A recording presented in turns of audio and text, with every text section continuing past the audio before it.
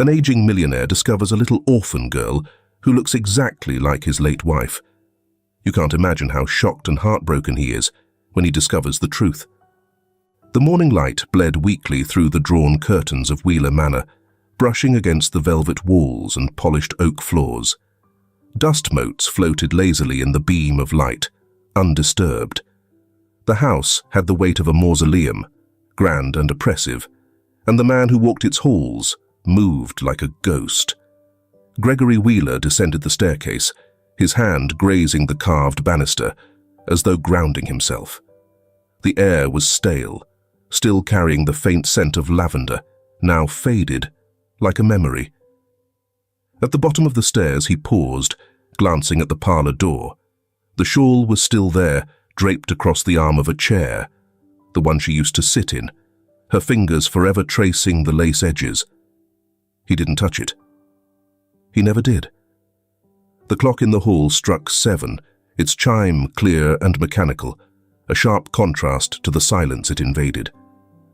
Gregory stepped into the dining room, where the long mahogany table stretched like a canyon, empty except for a single setting at the far end, a white cloth napkin, a solitary plate. Steam curled faintly from a cup of black coffee. It was all there as it was every day, prepared by the housekeeper who came and went unseen. Gregory picked up the cup, its porcelain smooth against his calloused fingers. He drank in silence, his gaze fixed on the far wall where Eleanor's portrait hung. The painter had captured her so perfectly. The gentle lift of her mouth, the sharp intellect in her eyes, the softness of her brow. It was a cruel portrait, Gregory thought, a reminder that she was real once, but only on canvas now. When the coffee was done, he left the cup untouched on the table and moved to his study. The smell of leather-bound books greeted him, a scent that had comforted him in another life. A newspaper lay untouched on the desk beside neatly arranged ledgers, open to pages that revealed nothing but rows of numbers. Gregory sat heavily in the leather chair, one hand instinctively moving to the gold-rimmed photo frame propped against a stack of bills. Elena stared back at him, smiling in the spring sun of a long-forgotten afternoon.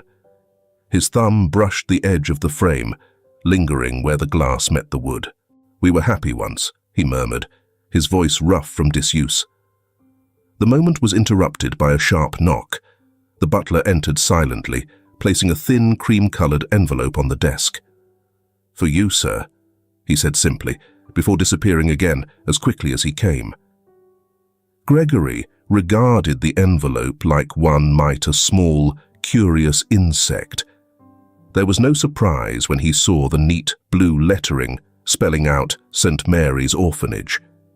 It came every year, as reliable as the turning of the seasons. And every year, Gregory sent his donation, unsigned and impersonal. He thumbed the edge of the envelope. A minute passed, then 2. Finally, he broke the seal. Inside, a single card. "Dear Mr. Wheeler, the children of St. Mary's invite you to our annual Thanksgiving gathering. We would greatly appreciate your attendance. Warm regards, Mrs. Lindsay." Gregory sighed through his nose, crumpling the card loosely in his fist before flattening it out again. He didn't like invitations.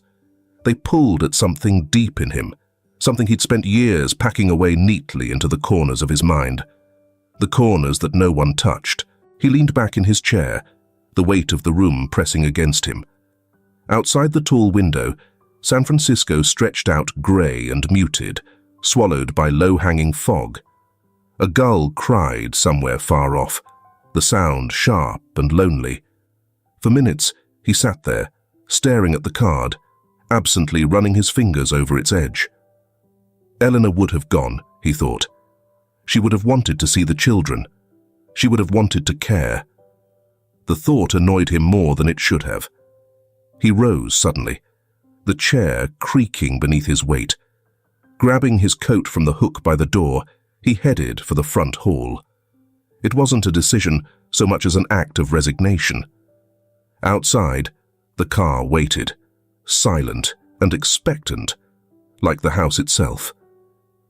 Gregory slipped inside and gave the driver a single name. St. Mary's Orphanage. The driver glanced at him in the rearview mirror, but said nothing. The car pulled away, its wheels crunching over gravel as Wheeler Manor receded into the mist. Gregory leaned his head against the window. His breath fogged the glass as he watched the city come to life. Storefronts opening, children dragging backpacks too large for their small frames, a man selling newspapers on the corner. He had spent years passing by it all, never stopping, never looking closely. Today felt different. The pull in his chest was faint, but insistent, like the distant tolling of a bell. He pressed his eyes shut, seeing Elena's face behind his lids, her smile so warm it nearly stung. What would he find at St. Mary's? He didn't know. Perhaps nothing. But as the car hummed along the pavement, Gregory could not shake the feeling that something was waiting for him. Something that would reach into his carefully guarded solitude and tear it open like the first crack in a frozen river. St. Mary's Orphanage sat unassumingly on the corner of a quiet street, its white paint peeling gently at the edges. Ivy crept stubbornly up the side of the building, and the front door, though worn, gleamed, freshly polished. The faint laughter of children floated on the cool morning breeze, innocent, fragile, and distant. The car rolled to a stop, and Gregory Wheeler sat still, staring at the orphanage through the streaked window. The building seemed to watch him back. He let out a breath he hadn't realized he'd been holding and climbed out, pulling his coat tighter against the wind.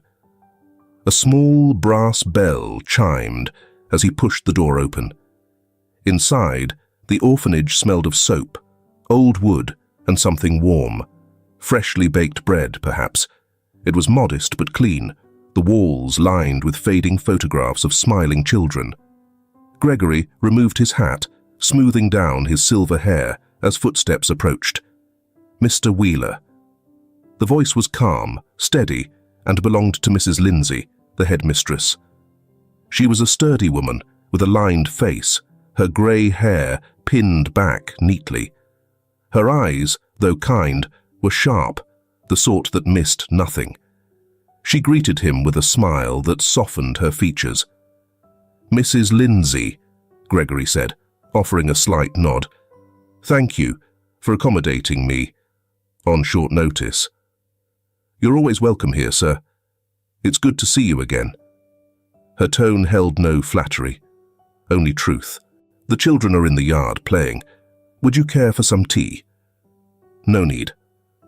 Gregory reached into his coat pocket, retrieving a cream-colored envelope.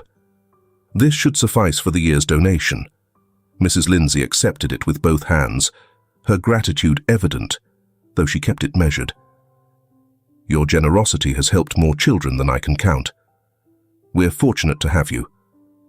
Gregory gave a polite nod and turned toward the door, eager to leave before the place and its warmth unsettled him further. Then he saw her. It was only a flicker of movement at first, a small figure sitting apart from the others, half hidden by the tall window frame. Gregory paused mid-step, something hooking his attention. "Who's that?"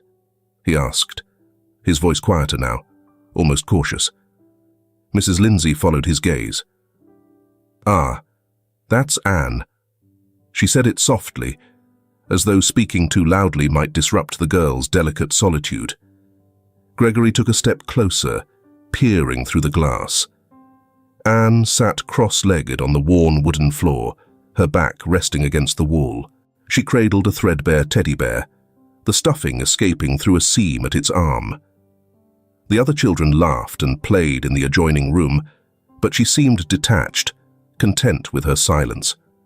Her hair was dark and untidy, falling in wisps around her pale face. But it was her eyes that rooted Gregory to the spot. They were large, too large for her small features, and held a depth that seemed unnatural for a child. Eleanor's eyes, Gregory's hand instinctively tightened around the brim of his hat. For a moment, the room fell away, leaving only the sound of his heartbeat in his ears. Anne's mother passed away not long ago, Mrs. Lindsay continued softly, breaking the stillness. She's been here for a few months now. She's quiet, doesn't play much with the others. Gregory said nothing. He couldn't. His eyes remained fixed on Anne as she clutched the bear closer, her small hands smoothing over the fabric as though soothing it. Then, as if sensing his stare, she looked up. Their eyes met. It felt like a cold hand closing around his chest. Gregory's breath caught, though outwardly he betrayed nothing. Anne tilted her head ever so slightly, her gaze steady, curious. There was no fear in her face, no shyness, just quiet observation, like a reflection in still water. "She keeps to herself," Mrs. Lindsay said again, though Gregory barely heard her. "Grief can do that to children, I suppose." Gregory managed to pull his gaze away, looking down at the floor as though gathering himself. "She looks, well." "She's resilient," Mrs. Lindsay replied, a touch of sadness in her voice. "Children often are." Gregory adjusted his coat, a habit when he felt unsettled. "I should be going. Thank you for your time." "Of course, Mr. Wheeler," she replied, though her brow furrowed faintly. "You're welcome back any time." Gregory said nothing as he turned and made for the door, though his steps were slower than before. The bell chimed as he exited, and the cold air hit him like a splash of water. He took a deep breath, steadying himself. The car waited at the curb. He climbed inside, closing the door firmly behind him. "Home," he instructed the driver curtly. As the car pulled away, Gregory glanced back once. Through the orphanage window, Anne still sat in the same spot, her bear held close, her gaze following him. Her eyes, Eleanor's eyes, burned in his mind all the way back to Wheeler Manor. The drive back to Wheeler Manor felt longer than usual, the silence inside the car heavy as stone. Gregory sat stiffly, his gloved hands folded tightly in his lap, his eyes fixed on the foggy streets rolling past. He didn't glance at the passing buildings or the figures on the sidewalks. He saw only her eyes, dark, steady, full of knowing. By the time he reached the manor, dusk had begun to settle, casting a sullen glow over the sprawling property. The mansion loomed in its quiet grandeur, windows dark like empty sockets. Gregory stepped out of the car, his shoes grinding against the gravel, and made his way inside. The door groaned shut behind him. The house was still, save for the faint ticking of the grandfather clock. It was always still, and yet tonight, the silence felt intrusive. He hung his coat on the hall hook, leaving his hat untouched. The butler had long since retired for the evening. Gregory moved through the dimly lit corridors, passing rooms he hadn't stepped foot in for years. The air grew heavier as he neared the east wing. He stopped outside a door. Elena's study. The brass handle was cool beneath his fingers, though he hesitated to turn it. The door had remained locked, untouched since she passed. It wasn't the lock itself that held him back. It was what waited inside. Her presence lingered there, stubborn and unyielding. He swallowed, then slowly turned the knob. The door opened with a reluctant creak. Inside, the air was thick with dust and memory.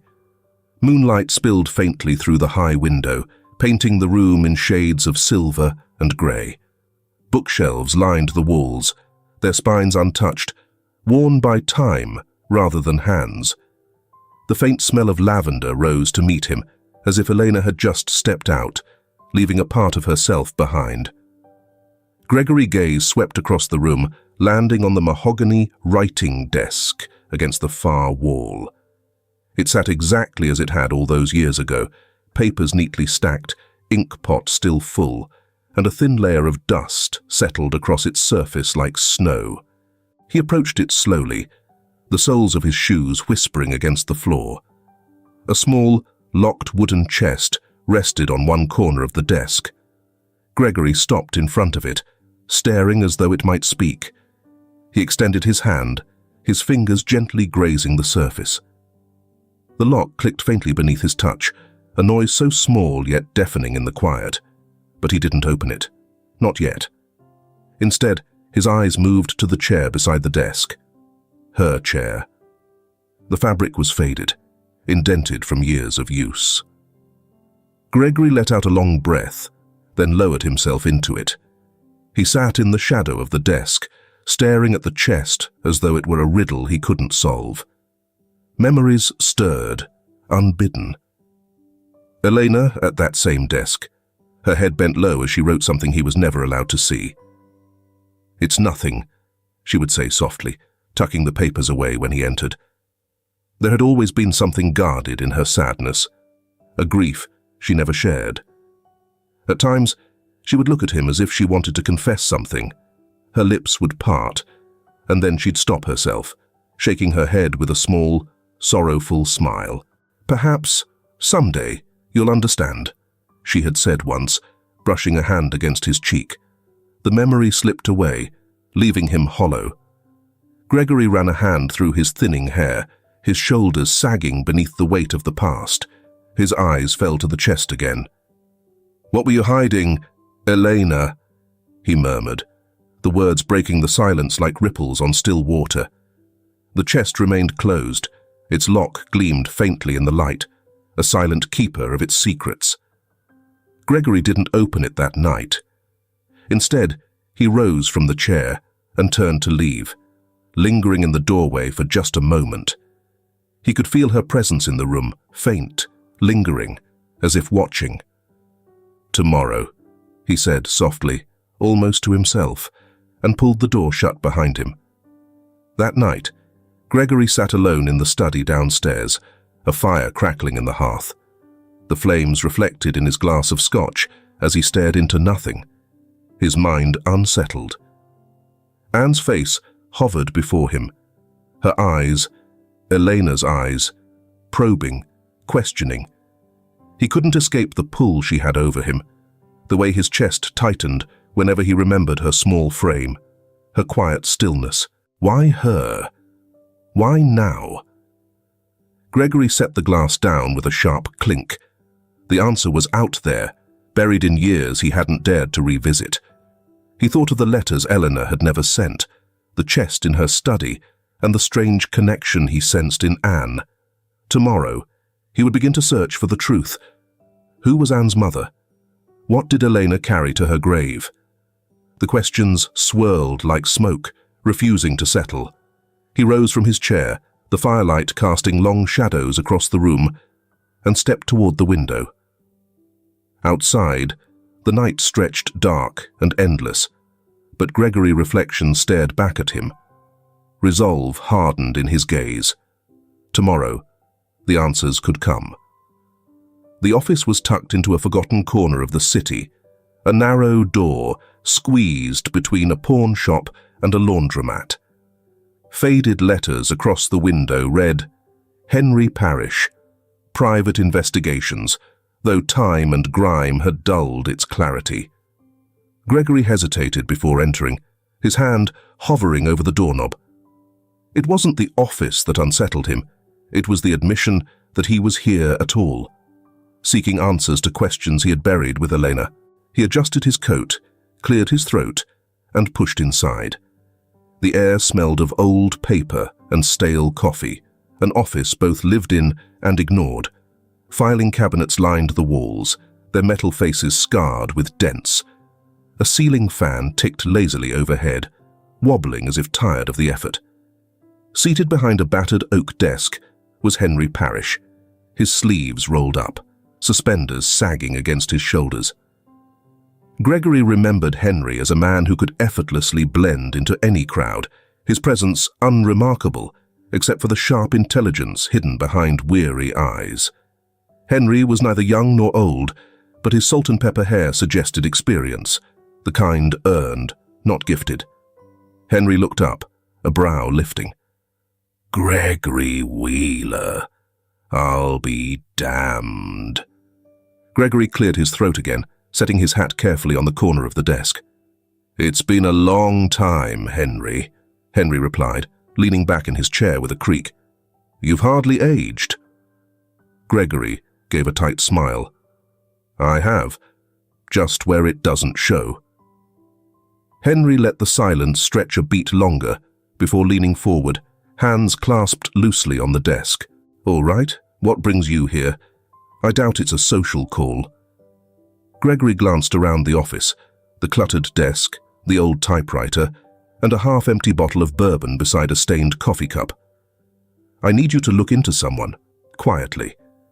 Henry's smile faded. Someone alive? Or someone dead? Both. The investigator frowned faintly, but Gregory saw his interest sharpen. Henry gestured to the chair opposite him. Sit down and tell me what you've got. Gregory lowered himself into the chair, its springs groaning in protest. For a moment he stared at his hands, the leather gloves still covering the calluses that work and age had left behind. It's about my wife, he said finally. Elena. Henry stilled. Your wife's been gone a long time, Gregory? I know. Gregory's voice was steady, but there was something frayed at its edges. I need you to investigate her past, before we met. Anything, people she knew, places she lived. Henry tilted his head, the suspicion clear in his gaze. Why now? Gregory exhaled slowly, eyes fixed on the scarred wood of the desk. Does it matter?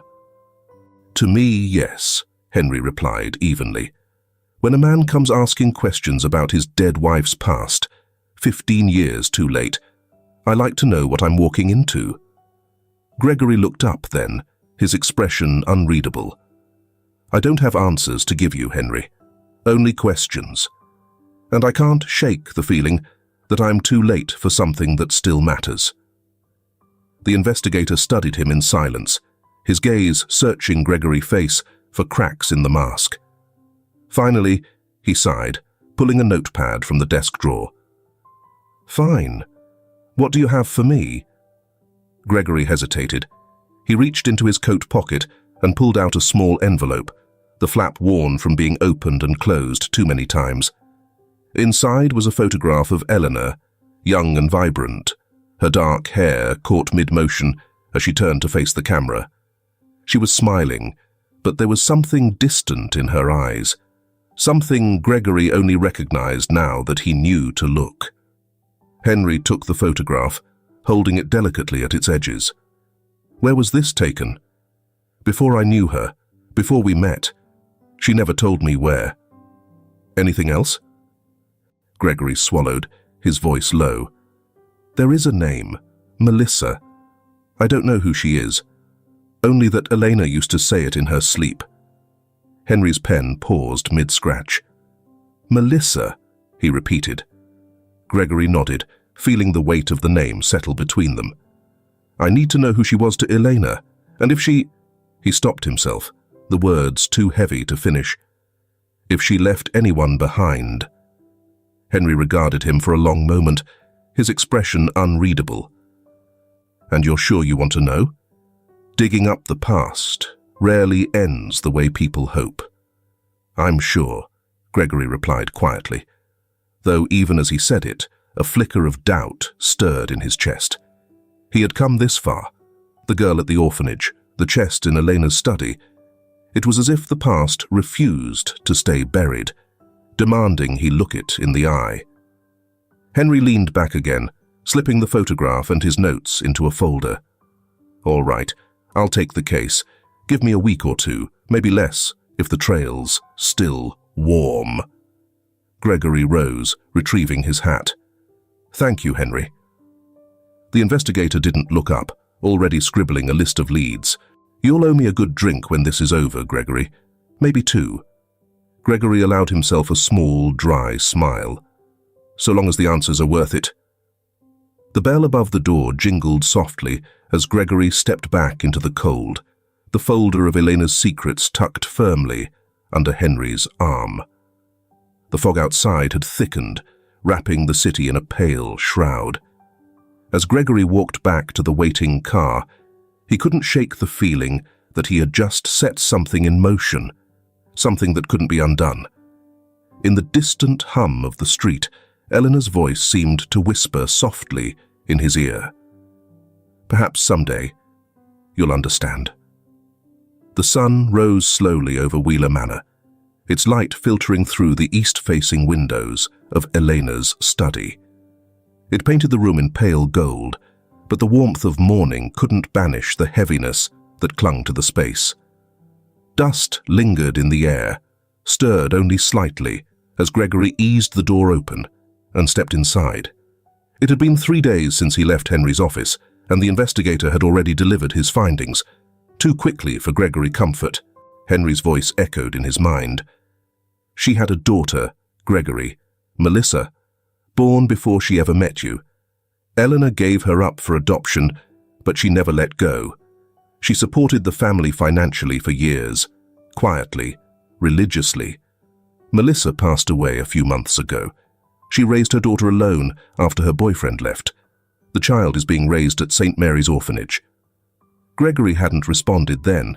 He had merely nodded, handed Henry his payment, and left the office with the envelope of papers that now weighed heavy in his coat pocket.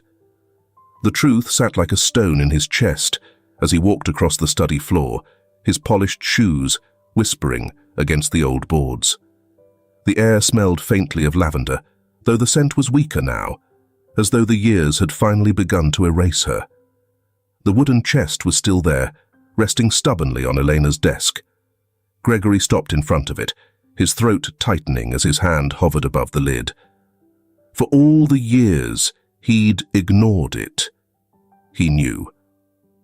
He had always known it held something she hadn't been able to tell him. He exhaled sharply, rotated the key, and lifted the lid.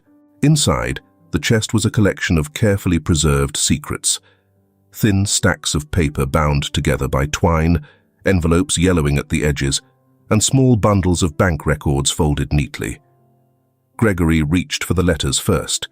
They were addressed to Melissa, though each remained sealed, unsent. His fingers trembled as he opened the first one. The handwriting was unmistakably Elena's, elegant, looping, but slightly hesitant. He read, "My dearest Melissa, I don't know if you'll ever read this. Perhaps I lack the courage to send it, though I wish I could. I think of you constantly, not as you are now, but as the baby I held only once. I saw your face for minutes, yet I've carried it with me through years. Do you know how loved you were? How loved you are still?"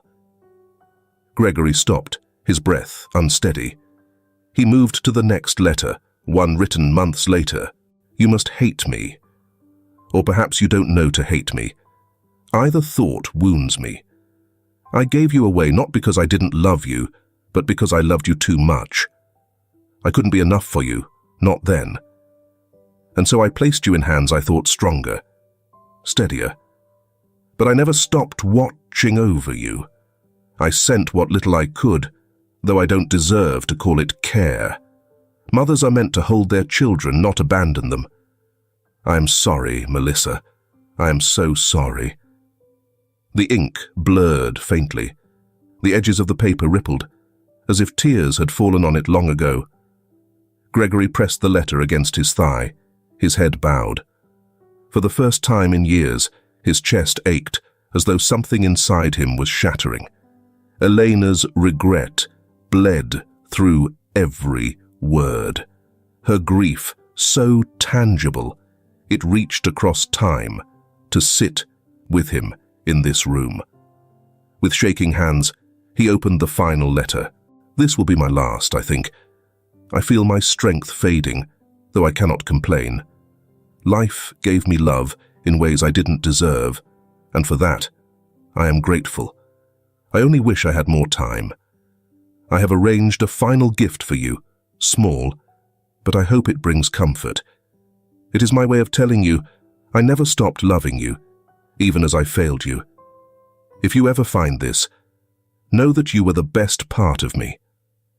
Gregory folded the letter slowly, his hands trembling as he set it back into the chest.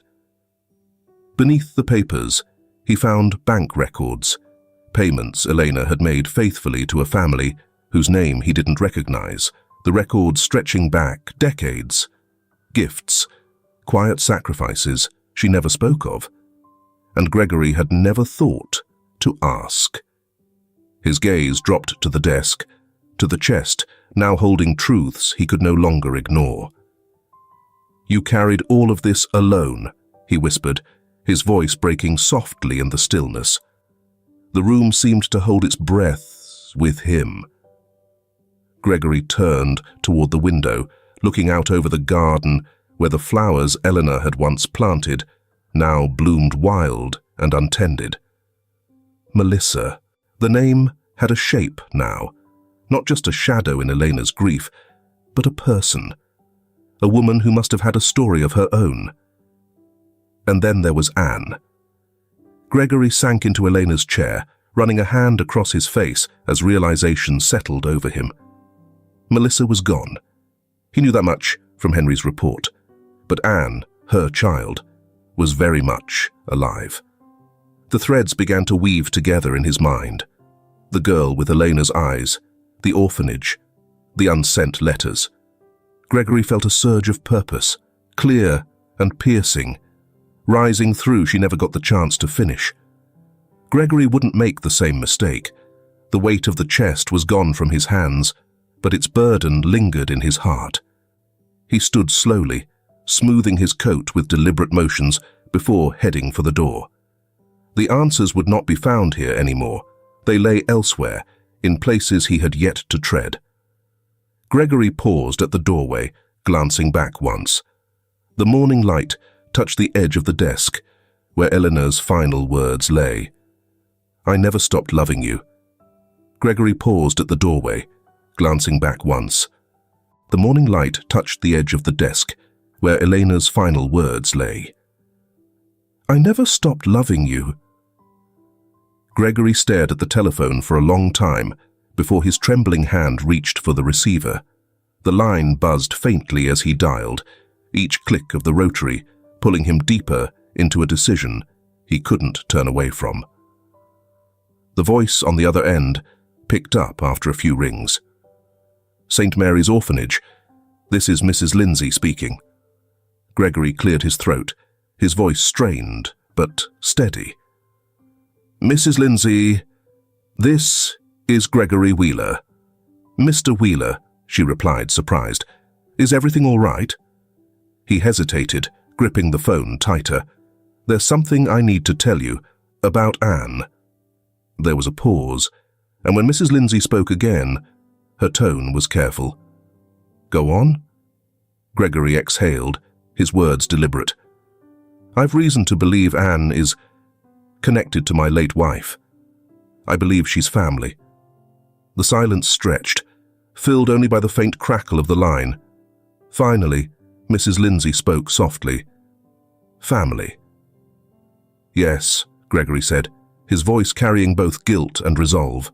"And I intend to see to it that she's cared for." "I see," Mrs. Lindsay murmured. "You're welcome to visit her any time, Mr. Wheeler. I think it would do her some good." Gregory nodded faintly, though she couldn't see. "Thank you." As he replaced the receiver, the truth settled fully in his chest. Anne was no longer just a child he'd found. She was his responsibility. The autumn wind swept through the narrow streets of San Francisco, rustling fallen leaves into spirals of gold and crimson. Fall is a favorite season for many people. What about those of you who are listening? Which season do you like best? Comment below to share with everyone. Outside St. Mary's Orphanage, the world moved as it always did. Hurried footsteps, the faint chime of distant streetcars, the hum of a city too preoccupied to notice the stillness beyond the orphanage gates. Inside, the air was warmer, calmer. Laughter rang faintly from a far room, the kind that children find so easily, light and fleeting. Gregory Wheeler stepped through the orphanage doors, his coat folded neatly over his arm. Mrs. Lindsay met him in the hall. "You're back, Mr. Wheeler," she said, her voice measured, but tinged with something softer this time. "That's unexpected." Gregory gave her a polite nod, though his face, as always, betrayed little. Unexpected, perhaps, but necessary. Her smile deepened faintly, but she didn't press. Instead, she gestured toward the far room, the one with the tall windows where sunlight pooled like liquid amber. "She's in there," she said simply. Gregory made his way down the hall, the sound of his footsteps muffled on the wooden floor. He paused outside the door, steadying himself, then entered. The room was simple, with shelves of well-worn books, mismatched chairs, and a puzzle table at the center. There, at the far side of the room, sat Anne. Her small frame hunched over the table, one hand gently guiding a puzzle piece into place, while the other clutched her fraying teddy bear. Gregory cleared his throat, a soft, deliberate noise. Anne looked up. Her eyes, Elena's eyes, met his, dark and unwavering. They held none of the suspicion or fear he'd expected from a child so accustomed to loss. Instead, there was recognition. Quiet, curious recognition. "You came back," Anne said softly. Her voice was small, yet steady. Gregory faltered for the briefest moment before speaking. "I did." A long pause followed, neither uncomfortable nor strained. Anne simply watched him, as though deciding what he was. Finally, she pulled a wooden chair out beside her and looked up again. "You can sit there." Gregory hesitated, then moved to the chair. It creaked beneath him as he lowered himself into it, his joints protesting faintly. "What are you working on?" he asked, his voice quieter now. Anne didn't answer immediately. She picked up a puzzle piece, a corner of blue sky, and pressed it carefully into place. "A picture," she said at last. "It's not done yet." Gregory watched her small fingers move methodically across the table, her brow furrowing in thought. "Do you like puzzles?" he asked. She nodded once. "They make sense. The pieces always fit if you look hard enough." Her words hit Gregory with unexpected weight. For a moment, he could only nod. "Yes," he said finally. "I suppose they do." He watched her work, noticing the small details he had missed before. The way her mouth curved faintly when a piece clicked into place. The way she smoothed her thumb over the finished edge as though to confirm it belonged. Her movements were precise, careful, the movements of a child who had learned to rely on herself. After a time, Anne spoke again, her voice softer than before. "You're quiet," she said, not looking up. Gregory blinked. "Am I?" She nodded. "Quiet like my mum used to be." The words came like a soft blow. Gregory's gaze dropped to the teddy bear, clutched against her side, its worn fabric and missing seams. She was quiet. Anne looked up then, tilting her head slightly, as though measuring him. She said people who are quiet are thinking about things that matter. Gregory's throat tightened, but he managed a small smile. "Your mother was very wise." "She was," Anne said simply, turning back to her puzzle. In that moment, Gregory felt something shift. A faint crack in the walls he had spent so long building. The silence between them no longer felt hollow. It felt shared. Over the next few days, Gregory began visiting the orphanage regularly. He arrived quietly, often carrying a small token for Anne, a new set of colored pencils, a book of fairy tales with edges gilded in gold, a small wool scarf for the coming winter. He never brought attention to the gifts, simply placing them near her chair and sitting down beside her. Anne accepted them with little ceremony. She began showing him small pieces of herself. A drawing of a house with flowers spilling from the windows. A story she whispered about her mother baking pies that always burned a little on the edges but tasted sweet in the middle. Gregory listened to every word, never pressing, never prying. He watched her move through the world as though testing its boundaries, cautious but full of quiet resolve. And in her movements, in the tilt of her chin or the gentle curve of her smile, he saw Eleanor. On a particularly still afternoon, Gregory brought a book. "Would you like me to read to you?" he asked. Anne looked at him for a long moment, as though deciding, then nodded. She climbed into the chair beside him, tucking her legs beneath her, and rested her head against the edge of his sleeve as he began to read. He kept his voice steady, though his hands shook faintly as he held the book. Anne didn't notice, or if she did, she didn't say. For the first time in years, Gregory felt something close to peace. Then, as the days began to settle into routine, James arrived. It happened without warning. Gregory had just set a book beside Anne when the sound of raised voices echoed down the hall. Mrs. Lindsay's voice was sharp, uncharacteristically strained. "You can't just—" "I have rights," a man's voice interrupted, low and rough. "She's my daughter." Gregory froze. Anne's hand tightened around her teddy bear, her eyes wide. Before Gregory could move, the door opened, and James stepped into the room. He was tall, thin in a way that seemed untrustworthy, his coat frayed at the sleeves. His gaze landed on Anne, then flicked to Gregory with a sharp, assessing look. "There you are," James said, his voice edged with something Gregory didn't like. Anne shrank back, her face paling. Gregory straightened in his chair, his tone measured, but firm. "Who are you?" James's lips curled faintly. "Her father." The room seemed to contract, the silence pressing in like a fist. Gregory looked at Anne, her small frame trembling as she gripped her bear tighter. He looked back at James, something protective and unfamiliar flaring in his chest. "Prove it," Gregory said coldly.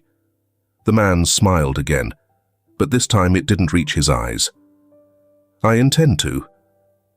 The room settled into a brittle silence, the kind that hummed with tension, thick and unyielding.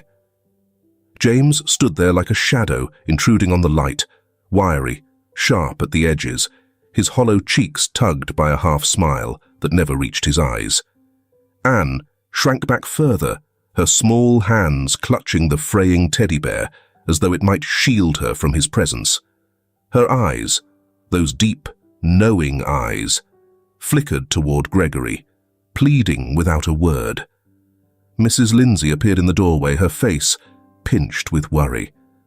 "Mr. Wheeler, Mr. Davenport," she said stiffly, her tone straining toward professionalism. "This is hardly the time or place." James didn't budge. His gaze darted from Gregory to Anne, and the glint in his eye told Gregory everything he needed to know. It was not the look of a father searching for his child out of love. It was ownership, calculation. "Why now?" Gregory said, his voice calm but laced with steel. "You haven't come here in all this time, yet suddenly you feel compelled to claim her?" James' smile widened just slightly. "It's none of your business, old man. She's my blood. I have every right." Gregory's fists curled tightly at his sides, though his face betrayed nothing. Calm, always calm. He looked at Mrs. Lindsay, who met his eyes with a worried flicker. "There's a process, Mr. Davenport," she said quickly, as though eager to diffuse the tension. "We cannot deny that you are her biological father, but there are legal procedures." James cut her off with a short laugh, a sharp, ugly sound that broke the air. "Procedures. Paperwork. That's all well and good, but I'll be taking her.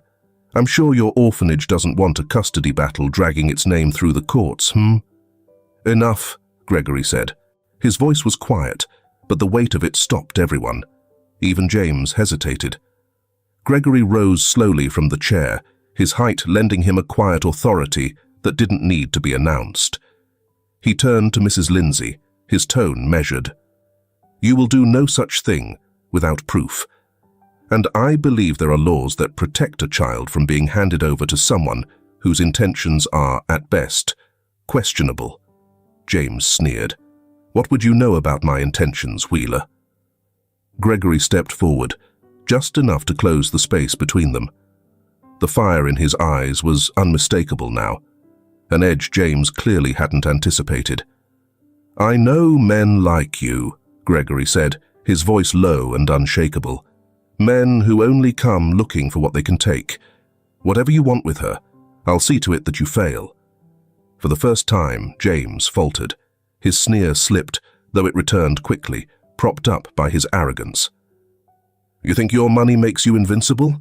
he said, though there was an edge of desperation beneath his bravado. Gregory didn't reply. He turned to Anne, who hadn't moved, her wide eyes locked on the scene. Gregory crouched down beside her, his voice softer now. "Anne," he said gently, "it's all right. You're safe here." She nodded faintly, though her grip on the teddy bear didn't loosen. Gregory rose again, turning back to James. "Leave," Gregory said coldly, "or I'll make sure you're escorted out." For a moment, James's gaze burned, flickering between Gregory and Mrs. Lindsay, as if deciding whether to push his luck. Then, without another word, he turned on his heel and stalked out of the room. The door slammed shut behind him, rattling the frame. Mrs. Lindsay exhaled slowly, her shoulders sagging as the tension ebbed from the air. "I'm sorry, Mr. Wheeler," she murmured. "I had no idea he would show up like that." Gregory shook his head. "It's not your fault.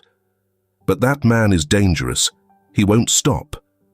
Mrs. Lindsay glanced at Anne, still sitting quietly at the puzzle table, her face pale. "What do we do?" Gregory straightened, his jaw set. "I'll take care of it." That evening, Gregory sat in the flickering light of his study, Henry's card lying on the desk in front of him. He had been staring at it for the better part of an hour, as if willing it to offer the answers he didn't yet have. Finally, he picked up the telephone, dialing the number written on the card in Henry's sharp handwriting. The line clicked once, twice, then Henry's voice came through gruff and tired. "Parrish!" "It's Gregory," Gregory said. Henry sighed audibly. "This must be serious. You sound like you're swallowing nails." "It is," Gregory replied. "I need you to look into someone. A man named James Davenport." There was a pause. "What's he done?"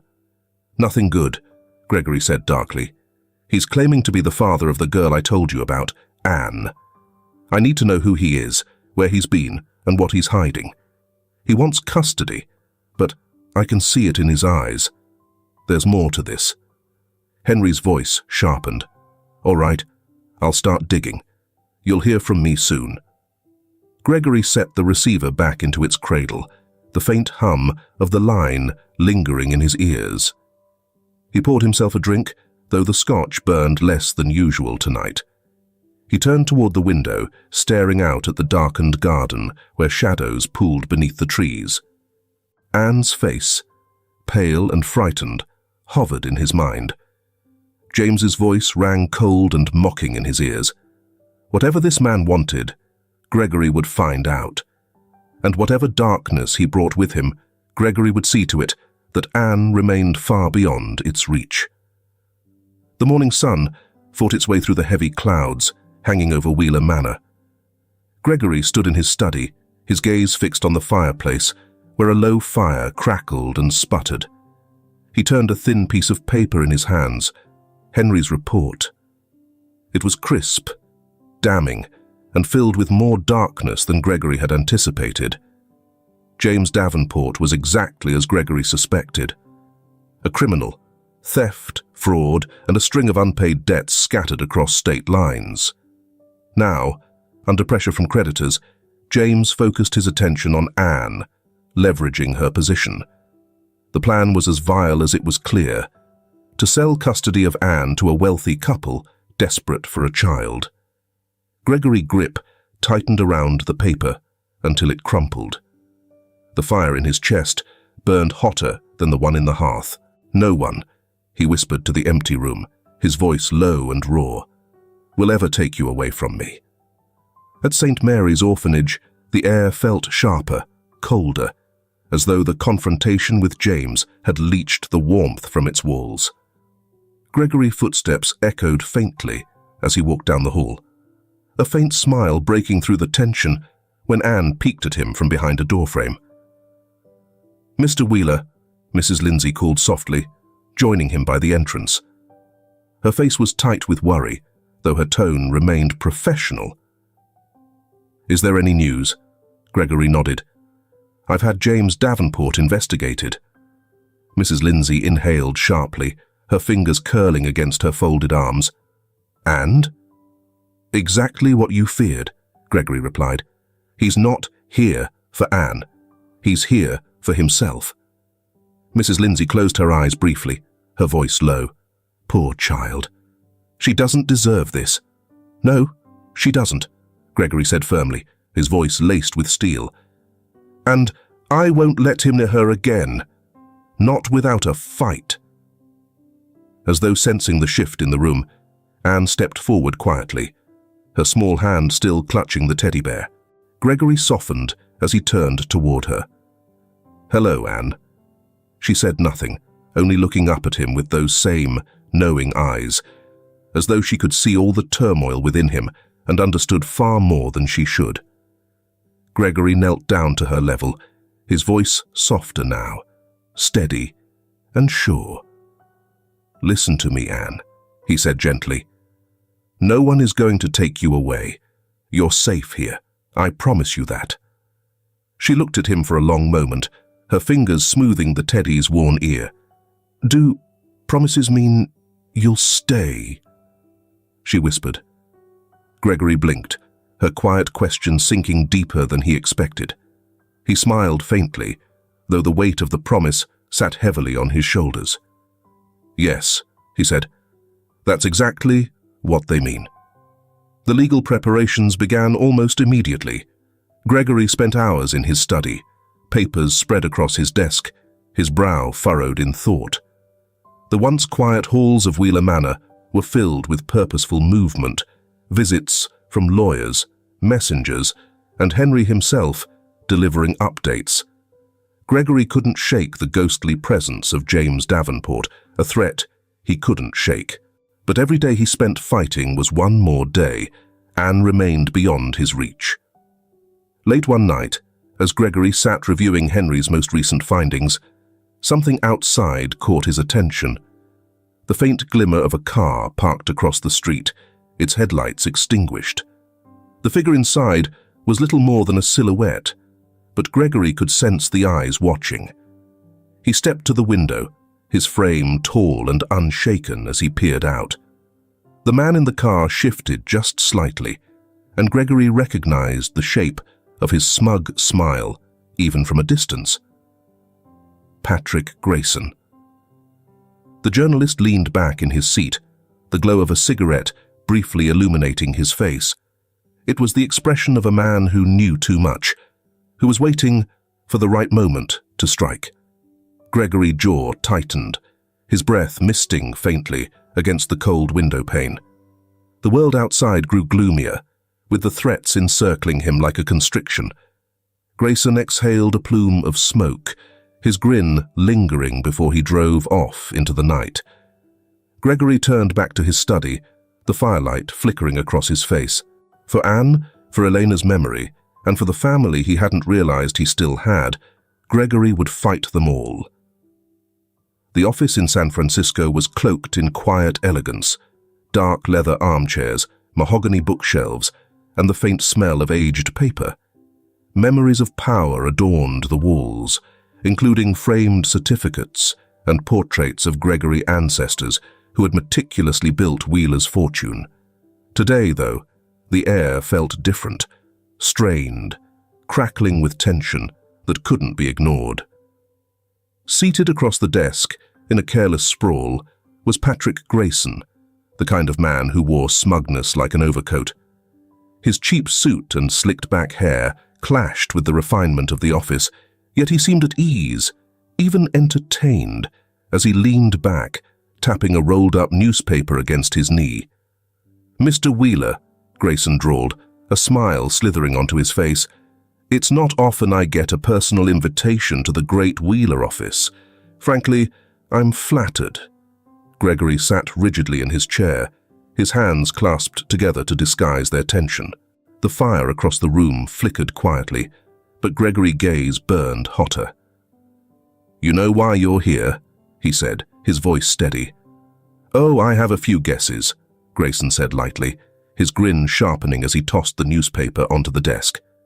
It unrolled with a whisper, revealing the headline he'd mocked up. "The Wheeler Secret. Scandal, illegitimate heirs, and lies." Gregory glanced at the headline only briefly before returning his gaze to Grayson, the calm in his eyes unreadable. "I assume you've come for money?" Grayson chuckled, the sound grating in the quiet room. "Well, let's not pretend it's anything else. I have a story that would shake San Francisco to its bones, and all I'm asking for is a little compensation to keep it quiet. Seems fair, doesn't it?" Gregory stood, his movements measured as he crossed the room toward a drawer. The faint click of the lock echoed in the office as he pulled out a thick stack of bills, bound neatly. He dropped it onto the desk in front of Grayson. Grayson's smile widened as he leaned forward, letting his fingers brush across the stack with deliberate satisfaction. "There's the Gregory Wheeler I expected. Practical, discreet." Gregory didn't sit back down. Instead, he turned slightly, his hands slipping behind his back as he watched the journalist with a quiet intensity. "But here's the thing," Grayson continued, his voice taking on a mocking edge. "It's not just about money for me. Oh no, it's about the truth. People love a good tragedy. The grieving widower who finds out his perfect wife wasn't so perfect. The forgotten daughter. The orphaned grandchild. And then there's you." He paused, his tone turning cruel. "An old man clinging to scraps of a legacy built on secrets. Doesn't that burn a little?" Gregory's jaw tightened, but his expression remained calm, the faintest shift in his brow betraying the simmering fire beneath. He stepped closer to the desk, his shadow stretching across Grayson's seat. "Take the money, Grayson," Gregory said, his voice low and deliberate, "and walk away." Grayson laughed, though there was a faint crack in the sound. "Or what? What could you possibly do to me, Wheeler? You think men like me are afraid of men like you?" Gregory bent slightly, placing his hands flat against the desk, his voice dropping to a whisper that cut through the room like a blade. "Pay close attention, Grayson," he uttered, his voice as icy as stone. "If you publish even a single word about my family, I will meticulously dismantle you. I will see to it that your name becomes a joke, your reputation worthless. Every publication in this city will turn you away. Every editor will laugh at your desperate pitches. By the time I'm through, you'll be begging to sell second-hand books on a street corner." Grayson's smile faltered, the flicker of uncertainty flashing across his eyes. "Is that supposed to scare me?" "It should," Gregory said quietly, straightening up. "You're nothing, Grayson. Men like you thrive in the dark, preying on the pain of others. I've seen your kind before, and I've ruined better men than you." Grayson swallowed, his bravado slipping further as the room seemed to close in around him. Gregory's calm was unnerving, his confidence unshakable. For the first time, Patrick Grayson, the smug, untouchable journalist, felt small. Gregory reached out and tapped the stack of money. take it and go. This is the last time we speak. If I see you, if I hear your name in connection to my family again, you won't have a career left to stand on." Grayson hesitated, his pride warring with the self-preservation creeping in. Finally, he grabbed the money and stuffed it into his coat, rising stiffly from the chair. "This isn't over, Wheeler," he muttered, though the sharpness in his voice had dulled. Gregory met his gaze, unflinching. "Yes, it is." Grayson turned, stalking towards the door. Before he left, he paused, glancing back with a fleeting smirk that barely masked his bruised ego. "For what it's worth," he said, his tone quieter now. "You're wasting your time. The truth always finds its way out." "Not this time," Gregory replied firmly, watching Grayson disappear into the hall. The door clicked shut behind him, leaving Gregory alone in the office. The room seemed quieter now, though the weight of what had passed lingered like smoke. He turned toward the window, staring out at the grey streets below. This fight wasn't just for Anne anymore. It wasn't just for himself. It was for Elena's memory, for Melissa's lost years, and for a little girl who deserved more than the shadows of her past. Gregory clenched his hands at his sides, his resolve hardening further. Let men like Grayson and James come. Let the world try to tear them apart. Gregory Wheeler would stand. The San Francisco courthouse loomed tall against a grey sky, its stone facade weathered by years of justice won and lost. Inside, the hallways buzzed faintly with whispers and footsteps, but within the courtroom itself there was nothing but an unnatural stillness, the kind that settled before storms. Gregory Wheeler sat at the plaintiff's table, his back straight, his suit impeccably pressed. Beside him, his attorney shuffled through papers, but Gregory didn't look. His eyes remained fixed on James Davenport, sitting smugly across the room in a worn coat, his lawyer murmuring something into his ear. James's lip curled faintly when he caught Gregory's gaze, as if he had already won. Anne wasn't there. Gregory had ensured it. She didn't need to see this. The judge entered, his presence alone commanding silence, and the proceedings began. James's lawyer spoke first, his voice slick and composed, as he painted James as a reformed man, a father who had stumbled in life but now sought to do right. "Mr. Davenport," the lawyer said as James stood to testify, "please tell the court why you believe you deserve custody of your daughter." James rose slowly, his face arranged into a mask of regret and false sincerity. "Your Honor," he began, his voice oiled smooth, "I've made mistakes. I won't deny that. But a man can change. I desire the best for Anne, my own kin. She belongs with her family." Gregory's knuckles whitened as he listened, his hands folded in his lap. James's words hung heavy in the room, carefully rehearsed. There were murmurs in the gallery, faint nods. James looked to be winning favor. For now. When James sat down, his lawyer gave a small nod, satisfied. All eyes turned to Gregory. His attorney rose and gestured toward him. "Mr. Wheeler, if you would." Gregory stood slowly, deliberate in his movements, the weight of his years no longer a burden, but a mark of endurance. He moved to the center of the courtroom, his gaze sweeping briefly across the judge, the gallery, and finally, James. He clasped his hands in front of him and spoke. "Your Honor," Gregory began, his voice calm and steady, "family is not determined by blood alone. It's defined by something much greater, by love, by sacrifice, and by who stands beside you when the world turns dark." The room hushed. "I have watched Mr. Davenport," Gregory continued, turning toward James briefly. "I have watched the way he looks at Anne, not with love, but with greed. I have seen men like him before, men who see others not as people, but as opportunities." James's lawyer objected, but Gregory's attorney silenced him with a sharp motion. The judge allowed Gregory to continue. Gregory turned back to the bench. I am not Anne's blood. I didn't know her mother, Melissa, though I wish I had. Melissa was Elena's daughter, my wife's daughter, and though I never knew that truth while Eleanor was alive, I know it now. Eleanor loved her child more than she loved herself, and even in silence, she sacrificed to give her daughter a better life. That is what family does. It gives without taking. It loves without question. His voice dropped slightly, a quiet fire burning in his tone. Anne deserves that kind of family. She deserves safety. She deserves a home, not to be a pawn in another man's games. Gregory's gaze locked with James.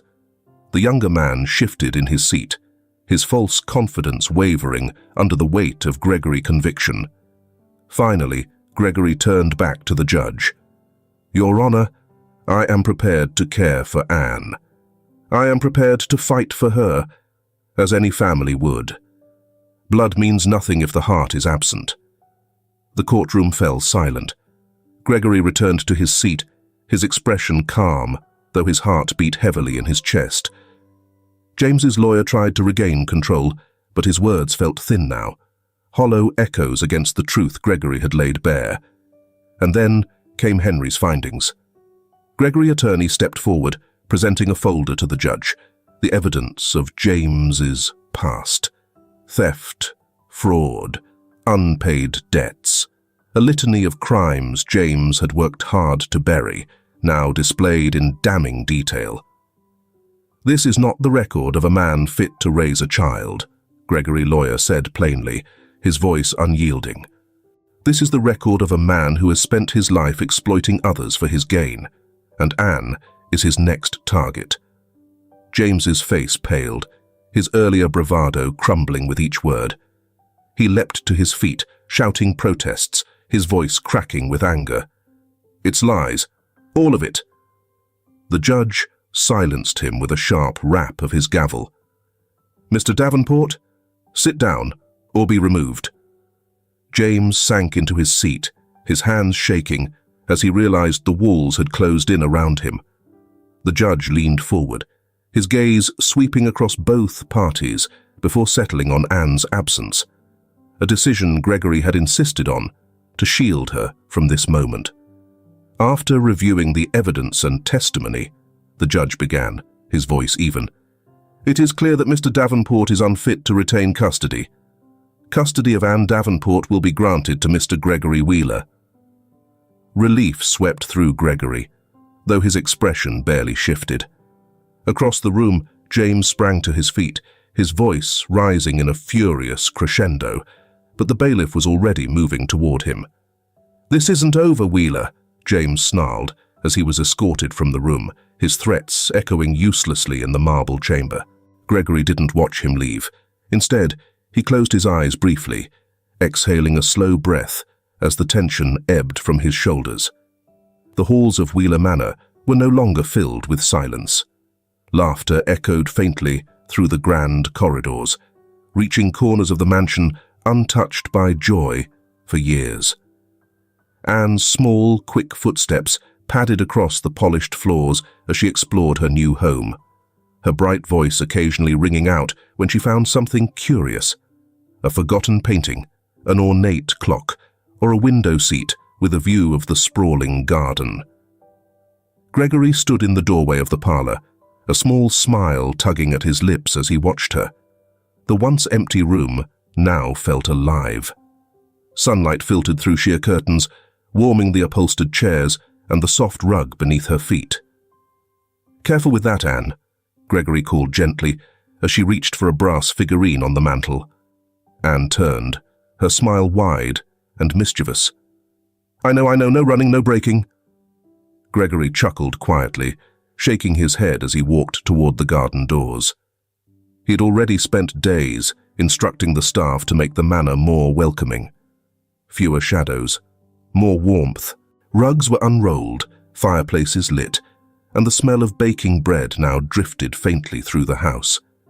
Outside, the garden had begun to bloom again, as if responding to the life returning inside. Daisies, Elena's favorite flowers, were beginning to push their way out of the soil.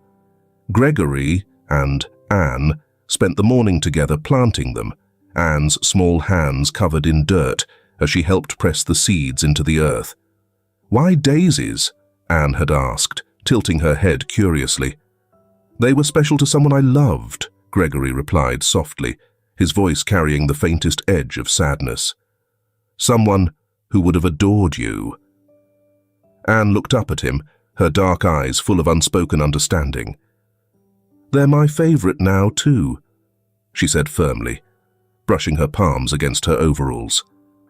The afternoon passed in the kind of comfortable rhythm Gregory hadn't experienced in years. Anne sat cross-legged on the grass beside him, humming quietly as she watered the newly planted flowers with a small tin can. The sun cast a golden glow across the garden, touching Gregory's silver hair and softening the deep lines on his face. As the sky deepened into a soft lavender, Gregory found himself in Elena's study once again. The room felt different now, lighter. Dust no longer clung to the surfaces.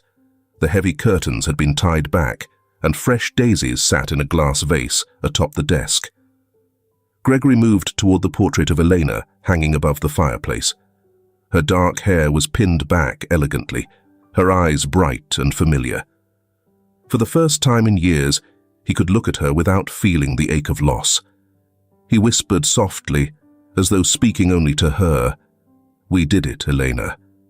She's safe now." The crackle of the fireplace was his only response, but somehow it was enough. Later that evening, Gregory and Anne sat together on a wooden bench in the garden, the air cool but comfortable. Around them, the daisies swayed gently in the breeze, their pale petals catching the last of the day's light. Anne leaned her head against Gregory's arm, clutching her ever-present teddy bear in her lap. The silence between them wasn't empty. It was peaceful, a quiet shared by two people who had found something precious in one another. "Mr. Gregory," Anne's voice broke the stillness. "Yes, Anne." She tilted her head back to look up at him, her dark curls catching the soft glow of the twilight.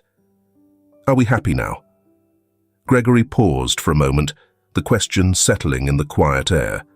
He looked down at Anne, her small face hopeful, innocent. "Yes," Gregory said at last, his voice soft but firm. "Yes, we are." Anne smiled, nestling closer to him as the stars began to appear above them. In her laughter, Gregory found the echoes of love that never truly left. And in her presence, Wheeler Manor was no longer just a house, it was home. If this film touches your heart, leave your mark with a like, and don't forget to subscribe to our channel to explore more meaningful stories with us. Share your feelings with us and tell us your own stories. Every word you share is a building block that helps create our strong and enduring community. Together, we'll create a warm space where everyone can share and connect. Finally, don't miss the incredible stories coming your way soon. We're always here to bring you the best selections, full of deep values, yet entertaining. See you there.